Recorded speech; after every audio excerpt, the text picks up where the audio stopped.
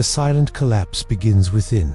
The world isn't falling apart all at once. It's rotting quietly. While everyone's watching the headlines, wars, governments, markets, few are noticing where the real collapse has already begun. Inside the mind, today, millions walk like modern-day zombies. They wake up exhausted, live on autopilot, swallow chaos disguised as news, and distract themselves just to avoid facing the emptiness. Fake smiles, forced productivity, sleepless nights. It's the new normal, but make no mistake, it's not normal. There's a kind of fatigue that isn't physical, a tiredness sleep can't fix, a silent pain that medical tests won't catch, but it's eating people alive. That pain has a name: internal collapse.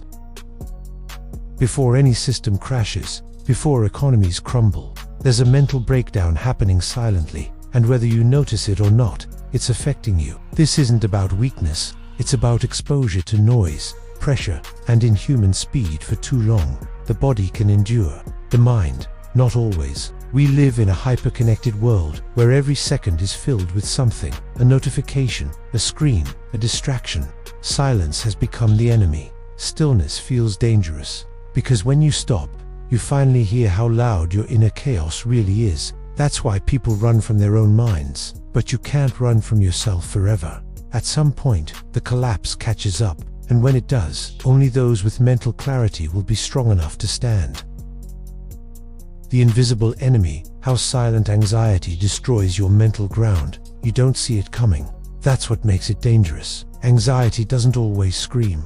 Sometimes it whispers, quietly, repeatedly. A tight chest when you wake up, a restless mind when everything is fine, a feeling that something's wrong, even if you can't name it. This is how the collapse begins, not with chaos, but with unease.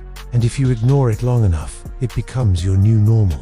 You start avoiding silence. You keep the TV on in the background. You scroll endlessly, not because you're interested, but because you're afraid of being still. Stillness brings thoughts. Thoughts bring weight. So, you keep running, but anxiety doesn't go away when you ignore it. It grows roots, deep ones. It drains your focus. It rewires your sleep.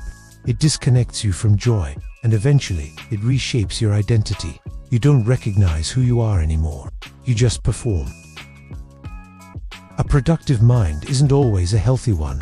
Sometimes, people bury their anxiety under to-do lists, deadlines, and performance. But inside, they're breaking slowly, silently, invisibly. This is the mental erosion happening right now at scale.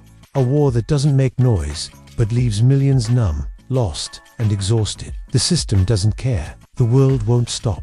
But you must, because if you don't reclaim your mental ground, someone else will build on it. And when your thoughts are no longer your own, you're not just anxious, you're controlled.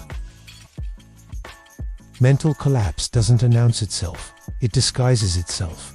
Collapse isn't always loud, it doesn't explode, it fades. Mental breakdowns rarely look like dramatic scenes from a movie.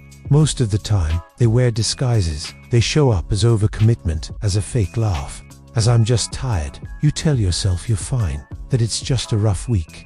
But weeks become months, and slowly, you forget what peace feels like. This is how collapse hides: in routines that look productive but feel empty, in relationships that drain more than they give, in constant stimulation, music, screens, noise, just to avoid the silence. Your mind starts to malfunction quietly. You forget simple things. You lose track of time. You isolate without meaning to. You overthink everything, and no one notices because from the outside, you look functional. You're still working, still replying, still posting, but inside, you're running on fumes. And this is the danger. Society celebrates exhaustion. It praises the burnout. It rewards those who break themselves to keep up. So you push through. You fake strength. You pretend you're in control. But pretending costs energy. And energy, once gone, doesn't come back. You don't need a full breakdown to know you're not okay. If you feel like you're constantly managing yourself, you've already begun to collapse. And unless you stop, not just physically, but mentally, you'll keep slipping deeper into a place where recovery is harder, and silence becomes unbearable. Mental survival tools: how to rebuild in a noisy world. Surviving mentally in this world isn't about escaping, it's about reclaiming your space in your own mind. The chaos isn't going to stop. The noise won't fade on its own. But you can build something stronger inside of you, something quieter and unshakable. The first tool, disconnection, not isolation, intentional disconnection. You don't need to respond to every notification. You don't need to consume every opinion. You are allowed to step back. The second, stillness. Start with just 5 minutes. No phone, no music, no input. At first it will feel uncomfortable, even scary, because silence reveals the storm within. But that storm is the very thing you need to face to begin healing. The third, awareness. Not everything you think is true. Not every fear is real. Start watching your thoughts instead of being ruled by them. Ask, is this thought helping me or harming me? The fourth, spiritual grounding. Whatever your belief, connect to something greater than yourself. Pray, reflect. Detach from the illusion that you're in control of everything, because you're not. But you can control how you respond. And the fifth, selective focus. Not everything deserves your energy. In a broken world, attention is your most valuable currency. Spend it wisely, or someone else will spend it for you. Mental survival isn't about pretending everything is okay. It's about building strength in the middle of uncertainty.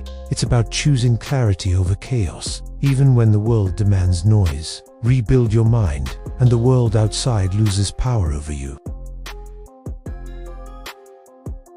Reprogramming yourself for clarity in a collapsing world. When the world loses its mind, the greatest rebellion is to keep yours. You weren't made to survive like this. On edge, overstimulated, constantly reacting. But that's what this system feeds on. Your confusion, your fear, your silence. So you must reprogram yourself. Not with motivation, but with clarity. Clarity is not a luxury, it's your armor. Start by remembering what matters. Strip everything down. What do you truly value? What are you building? Who are you without the noise? Then, rebuild your inner architecture, one thought at a time, one habit at a time, one breath at a time. This isn't a sprint.